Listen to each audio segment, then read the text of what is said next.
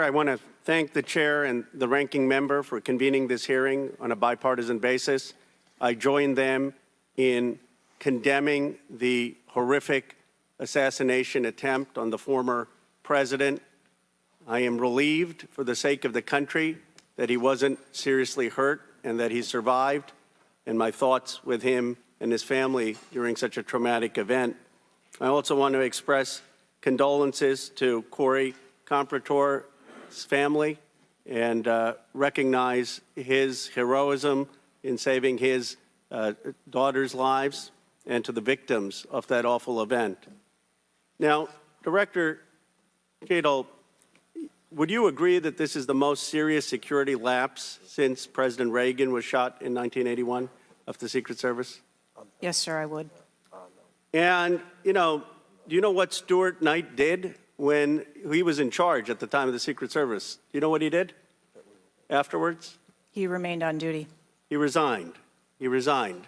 And Stuart Knight was not a Democratic appointee or a Republican appointee. Look, I'm not questioning your judgment. I just don't think this is partisan. If you have an assassination attempt on a president, a former president, or a candidate, you need to resign. That's what Stuart Knight did. He was a Republican appointee, and he took responsibility. And I think you need to reflect. This is not a question of you. It's a question of the American people. You cannot go leading a Secret Service agency when there is an assassination attempt on a presidential candidate. I would say that about anyone who is running. And so I guess my question to you is, what's the difference between your position and what Stuart Knight did? What I will tell you, sir, is that I am dedicated to finding the answers to what happened.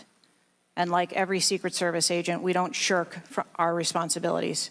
I will remain on and be responsible to the agency, to this committee, to the former president, and to the American public. But is there a reason you wouldn't just do what Stuart Knight did after the Reagan assassination attempt? I believe that I provided an answer. There's nothing more that you have to say? I mean, do you really believe at this moment, given how divided the country is and the questions asked, that your service in this role is the best for the nation? I mean, I'm not saying you can't do public service again, you can't do something else again. Do you really genuinely in your heart believe that you being in this role is what's right for America at this moment?